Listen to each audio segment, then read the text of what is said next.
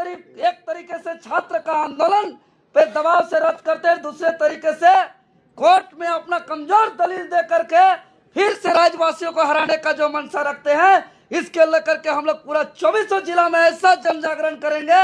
और आगामी जो 15 सितंबर को जो अगला तारीख है, उस दिन अगर किसी भी प्रकार का मजबूती से रखने में अगर कोताही बरती तो आगे हम लोग मुख्यमंत्री आवास घेराव करके मुख्यमंत्री का आवास को जाम कर देंगे। अनिश्चितकालीन झारखंड में चक्का जाम करेंगे। अब पूरे छात्र और यहाँ के आवाम के बिना अब झारखंड में एक पत्ता भी हिलने नहीं देंगे।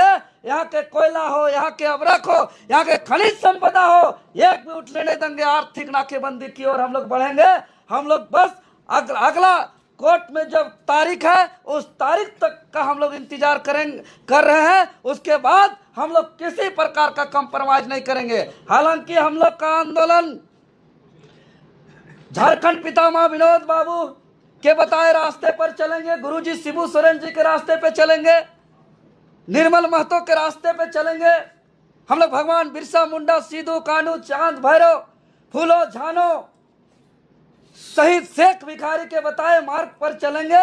और हम लोग इस बार किसी भी प्रकार से हम लोग कोताही नहीं करेंगे और पूरी तरीके से रिफॉर्म कराएंगे। और इस बात का गारंटी लेंगे कि अगर 45 परीक्षाओं पर एक्शन हुआ है तो सीआईडी जांच रिपोर्ट के आधार पर हुआ है, मंत्रियों का बयान भी आया है, गड़बड़ी हुई है तो गड़बड़ी का कार्रवाई होना चाहिए। और भविष्य में जितना भी परीक्षा होगा हम लोग सरकार से गारंटी लेंगे कि सरकार भविष्य में गारंटी दे कि कभी भी झारखंड में पेपर लीक नहीं होगा। सरकार से गारंटी लेंगे कि गारंटी दे कि भविष्य में कभी भी भर्ती प्रक्रिया में धांधली नहीं होगी, कभी भी भविष्य में जो है पैरवी से नौकरी नहीं होगा। और विशेष बात, सरकार जो छल करने का काम किया है कि हमारे डेलीगेट्स बार बार जो पीजीटी में गड़बड़ी और धांधली हुई है, जिस पीजीटी में अभय तिवारी भी संलिप्त है, अभय तिवारी बोकारो का जिस सेंटर से पीजीटी का परीक्षा पास किया था उसमें सबसे ज्यादा पीजीटी के परीक्षा पास हुए थे और पीजीटी का पूरा उस मामला को नजरअंदाज कर दिया है। साथ ही साथ नगर पालिका, लैब असिस्टेंट, फील्ड वर्कर, उत्पाद सिपाही और आशु लिपिक, एलडीसी, ये तमाम परीक्षाओं के मामले पर सरकार गंभीर नहीं है। इस सब के बातों को भी हम लोग जोर शोर से उठाते हुए अब हम लोग बहुत बड़ा उलगुलान करेंगे।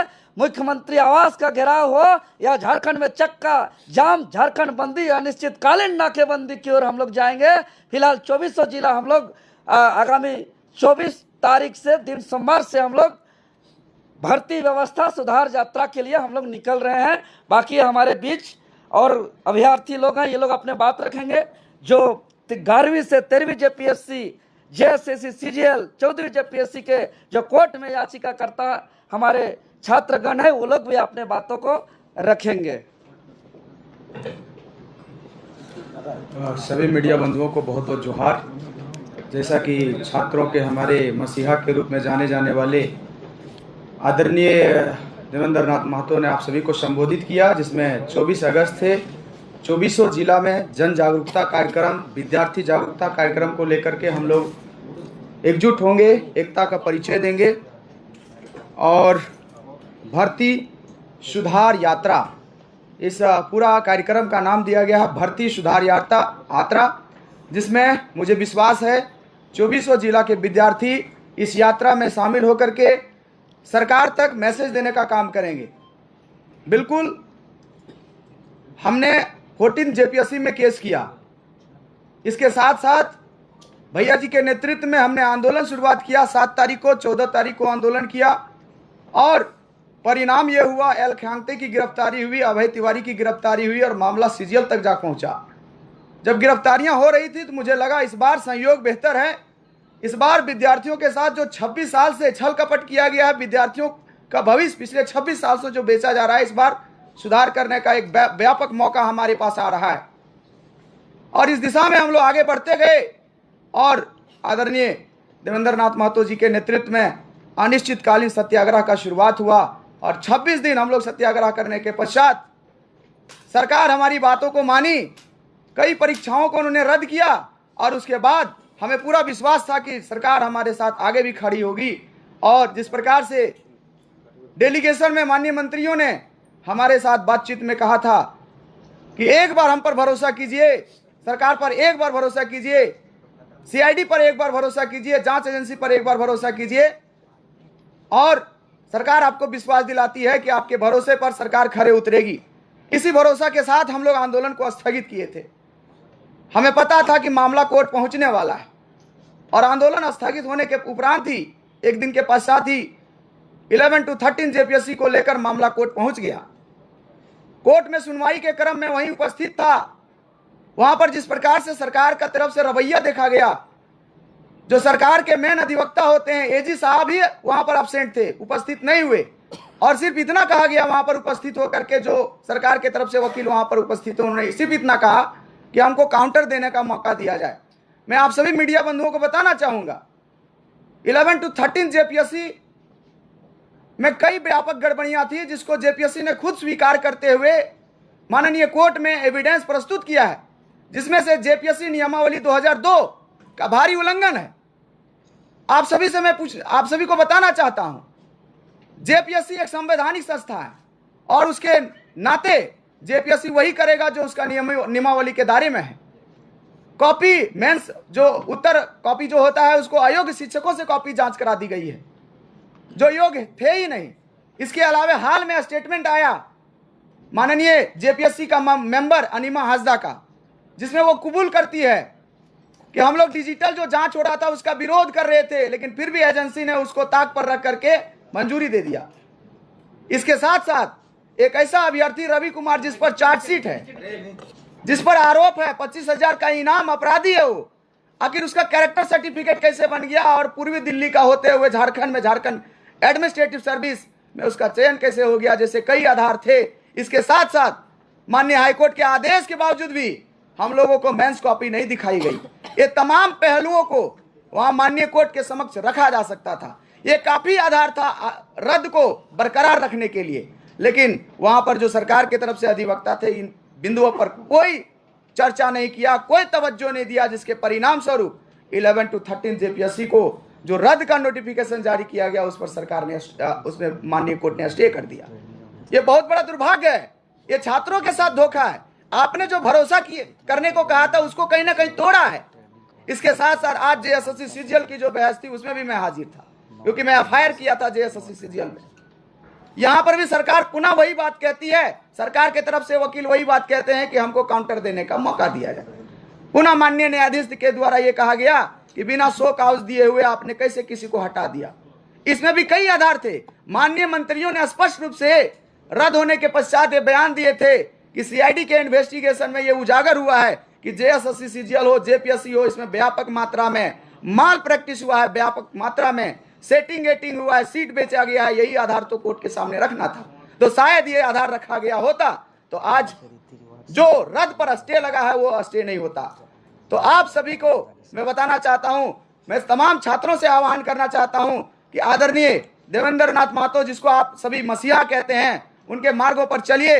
और 24 जिला में जो ये हमारा कार्यक्रम रखा गया है, भर्ती व्यवस्था सुधार यात्रा, इसमें आप लोग अधिक से अधिक संख्या में आइए और इस कार्यक्रम को सफल बना करके जो छात्र एकता का जो हमने मैसेज दिया उसको बरकरार रखते हुए हम लोग सरकार को बाध्य करेंगे कि हमारी मांग यदि आप पूरा नहीं करते हैं, हमारे विश्वास पर खरे नहीं उतरते हैं, तो आगामी जो कार्यक्रम होगा वो मुख्यमंत्री आवास का घेराव कार्यक्रम होगा और झारखंड में चक्का जाम किया जाएगा।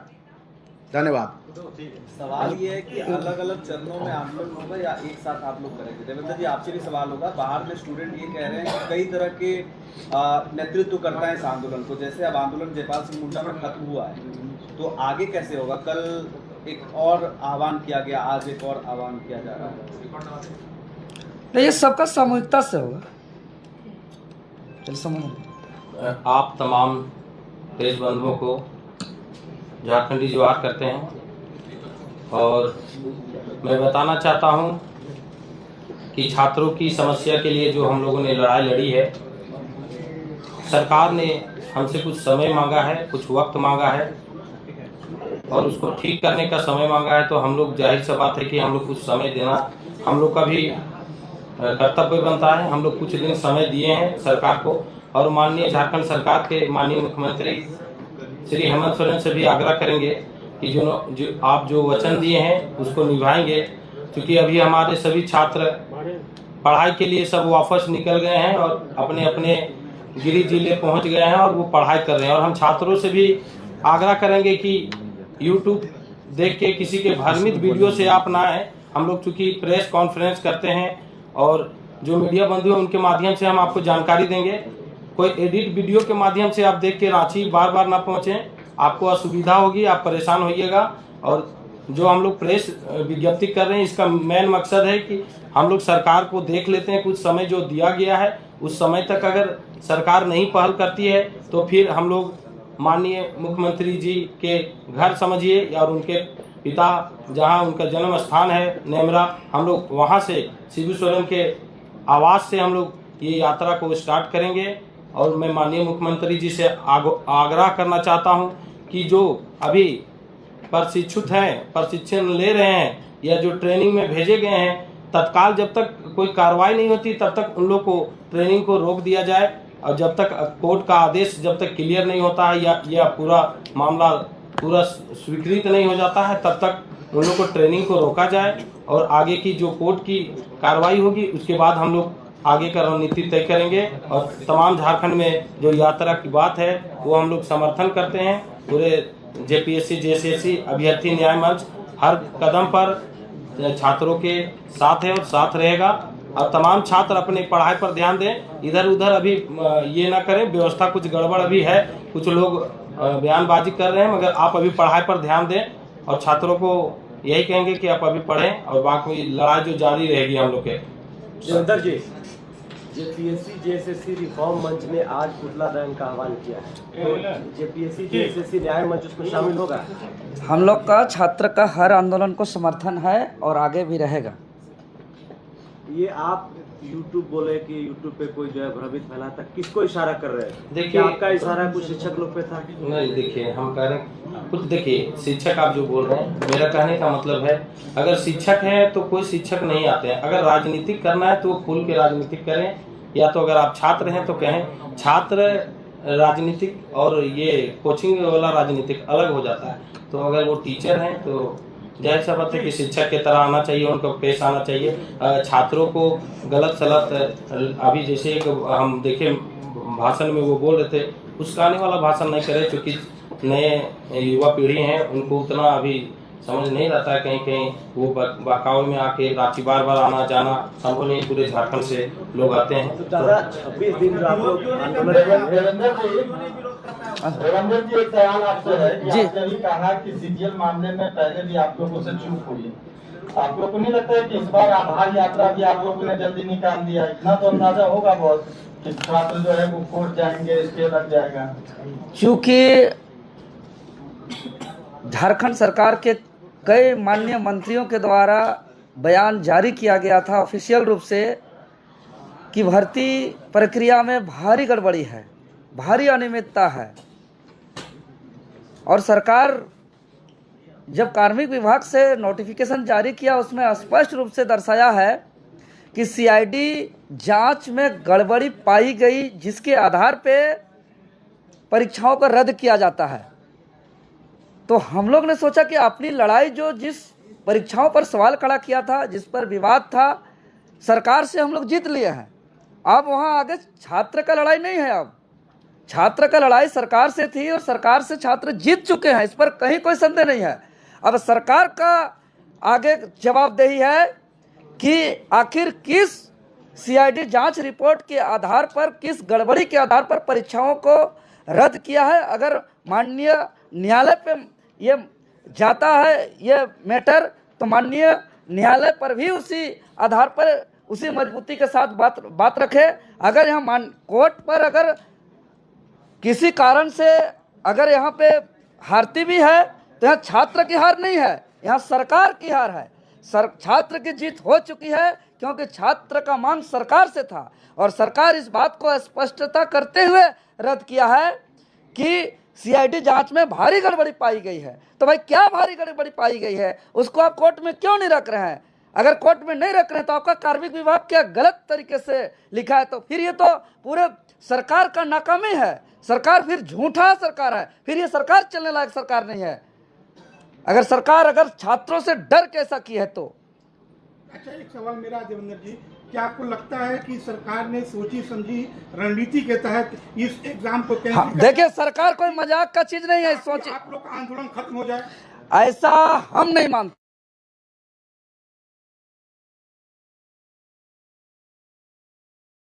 चीज है, सरकार देश का एक जवाबदेही है, उसके अंडर में पूरा शासन व्यवस्था है, व्यवस्था को सुचारू रूप से चलाने का जवाबदेही है। अगर सरकार एक प्रोटेस्ट को सिर्फ कमजोर करने के लिए इतना बड़ा झूठ और इतना बड़ा डिसीजन, तो ऐसे सरकार को झारखंड में जरूरत नहीं है, ऐसे सरकार का बिल्कुल आवश्यकता नहीं है। सरकार ये बात बार बार बयान दे रही है। कार्मिक विभाग का अगर आप रद्द वाला उस नोटिस को देखेंगे तो वहां पे उसका लिखा हुआ है स्पष्ट रूप से कि सीआईडी जांच की रिपोर्ट में गड़बड़ी पाई गई है, जिसके आधार पे ये रद्द किया गया। तो ये उसको लिखना चाहिए कि हम आंदोलन के दबाव से हम ये निर्णय लेते हैं, पता नहीं सही है कि गलत है। उन्होंने अपना जांच रिपोर्ट के आधार पे रद्द किया है महोदय, इसलिए छात्र की जीत हुई है। और अगर अब आगे हार होगी तो सरकार की हार होगी, और हारे हुए सरकार को फिर झारखंड में आवश्यकता नहीं होगी। व्यवस्था के विरुद्ध लड़ाई लड़ रहे हैं तो सभी छात्र एक मंच पर आकर क्यों नहीं लड़ रहे हैं? सवाल हम देखिए, पूछ रहे हैं। आप अगर कोई भी आंदोलन देखेंगे, चाहे आज़ादी के आंदोलन देखेंगे, चाहे अलग झारखंड राज्य के आंदोलन को देखेंगे, तो मकसद सबका एक था। सब जो जैसे अलग अलग तरीके से भगत सिंह का लड़ाई था, सुभाष चंद्र बोस का लड़ाई था, गांधी जी का लड़ाई था, बाबा साहब अम्बेडकर जी का संघर्ष था, लेकिन सबका मकसद देश को आज़ाद कराना। इस लड़ाई का संघर्ष का शुरुआत हम बार बार कर रहे हैं कि 14वीं जेपीएससी पीटी रिजल्ट से शुरू हुआ, जो 2 जुलाई से शुरुआत हुआ, जो हम लोग ने किया 2 जुलाई से। आंदोलन का शुरुआत 5 जुलाई से किए, 7 जुलाई को महामहिम राज्यपाल जी से मिले, 20 जुलाई को मुख्यमंत्री जी से मिले, 21 जुलाई से कार्रवाई हुई, सीआईडी का छापा हुआ, एल ख्यांगते जी का इस्तीफा हुआ, अभय तिवारी जी का, श्वेता गुप्ता जी का गिरफ्तारी हुई, और लगातार जो है कि 20, 22, 23 लोगों का गिरफ्तार हुआ, और लगातार सबूत मिलते गए। फिर जो है कि आंदोलन जो जांच का तार सीजीएल तक जुड़ गया, पीजीटी तक जुड़ गया, तो मामला तो फिर छात्र हमारे आंदोलन में आते गए। और हमारे आंदोलन में आ करके अगर वो कहते हैं कि हम एक अलग आंदोलन कर रहे हैं, तो ये तो हम लोग का मूल जो शुरुआत जहाँ से बीज बोया गया था आंदोलन, हम लोग वहीं पे हैं। बाकी वो अगर कहीं अगर अलग करना चाहते हैं तो उनका जवाब वो लोग देंगे। बाकी हम लोग चाहते हैं सबको एक साथ ले करके चलना।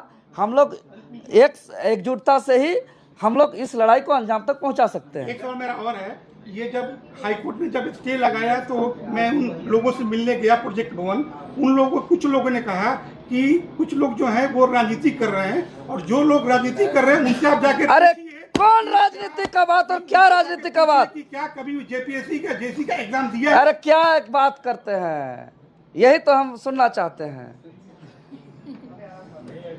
पीजीटी का भुक्तभोगी हम हैं, जेपीएससी का एग्जाम, जेएसएससी का कई एग्जाम को हमने दिया, साथ साथ हम लोग तैयारी किए हैं। बैचमेंट लोग बैठे हुए हैं यहाँ, डबल पीजी, अभी बीएड, और अभी मेरा पीएचडी का प्रोसेस बिना भावे से चल रहा। हम सर्टिफिकेट दिखाना किसी को नहीं है। लेकिन एक बात समझिए, झारखंड राज्य के अंदर पूछिए उन लोगों को, चूंकि हम नहीं बोलना चाहते हैं, लेकिन अगर अगला आदमी बोलेगा तो हम चुप नहीं रहेंगे। वो 28 जनवरी 2024 का वो तारीख, यही सीजीएल का मामला जो पेपर लीक हुआ था, जब हमारे हाथ में सबूत था, जेएसएससी कार्यालय के समक्ष संकल्प लिए थे कि यही आंदोलन स्थल से हम पीछे नहीं हटेंगे जब तक जेएसएससी अपना आधिकारिक नोटिस अपने वेबसाइट पर रद्द का नोटिस जारी नहीं करता है, और हम पीछे नहीं हटे। और वहां पे कई लोग गए थे महोदय। आज नामकुम थाना में एफआईआर दर्ज है। जो लोग कहते हैं वो लोग भी टोटो में ऊपर उठ करके भाषण दिए। आज देवेंद्र नाथ महतो हमारे साथ रहने वाले सभी साथियों पर एफआईआर दर्ज हुआ नामकुम थाना में, लेकिन बाकी लोग का किसी का नहीं हुआ। लेकिन हमको उससे कोई दिक्कत नहीं है। एफआईआर से, लाठी से, गोली से, डंटा से जेल जाने से हम छात्र के लिए हटवार जेल तक गए हैं। आज दिखा दे कि छात्र आंदोलन से, जेपीएससी के आंदोलन से हम हटवार जेल गए हैं, और सिर्फ छात्र आंदोलन से मेरा 25 26 को FIR दर्ज है। CGL को हम रद्द कराए थे और इसी तरीका राजनीति का शिकार आज झारखंड का छात्र हुआ। अन्यथा CGL का मैटर 26 सितंबर 2024 को ही खत्म हो जाता, उसी दिन रद्द हो जाता। पूरे राज्य के लाखों युवा JSSC कार्यालय पहुंचे थे। आज सब युवा को मालूम है कि 26 सितंबर 2024 को किसके वजह से रद्द नहीं हुआ, कहां चूक हुई, रद्द नहीं हुआ, ये सब छात्र जानते हैं। आपने कहा कि सरकार की तरफ से बयान आया और आपको बुलाया गया, तो कहीं न कहीं जिस तरीके से डॉक्टर इरफान अंसारी ने कहा कि छात्रों पर लगातार चली है, ना ही टीयर गैस का हुआ, तो आप कैसे मान के तत्काल अपना आंदोलन को कैसे कर दिए? देखिए, हम लोग आंदोलन का स्थगित किया। सरकार का कार्मिक विभाग से सूचना आ जा रहा है कि भाई हमने 45 परीक्षाओं पर एक्शन लिया, तो हम लोग तो यहाँ सिर्फ राजनीति करने नहीं है, हम लोग शुद्ध रूप से आंदोलन कर रहे हैं और छात्र का हित के लिए सोच रहे हैं। अब हमारे डिमांड को सरकार पूरी करते हुए कार्मिक विभाग से नोटिस जारी करते हुए 45 परीक्षाओं पर एक्शन लिया, 22 परीक्षाएं रद्द हुई, 17 परीक्षाओं पर जांच बैठा, 6 परीक्षा स्थगित किया गया। अब छात्र सरकार का आधिकारिक सूचना नोटिस को अगर विश्वास नहीं करेंगे तो क्या करेंगे, कहाँ जाएंगे? तो क्या आप डॉक्टर इरफान अंसारी के बयान से कितना इत्तेफाक रखते हैं? देखिए, उनका बयान झारखंड के छात्र और आम जनता सीरियस नहीं लेते हैं। वो माननीय मंत्री, स्वास्थ्य मंत्री इरफान अंसारी जी का बयान को एक मजाक के तौर पे यहाँ के आम स्टूडेंट लेते हैं। उसके बयान के वजह से या उनका बयान को बहुत ही गंभीरता से नहीं लेते हैं और छात्र आंदोलन स्थगित उसके बयान के वजह से नहीं, बल्कि झारखंड सरकार के कार्मिक विभाग के द्वारा जो आधिकारिक नोटिस जारी किया गया उसके आधार पे आंदोलन को स्थगित किया गया था। धन्यवाद दिया गया, तो क्या महत्वपूर्ण नहीं थे, तो फिर कैसे आंदोलन खत्म किया? अरे हम तो कह रहे हैं कि कार्मिक विभाग के आधिकारिक नोटिस के तहत गंभीरता से नहीं लिया था, उन्हीं का हाथों अपने जूस में किया, आपने तो गंभीरता से लिया उनको।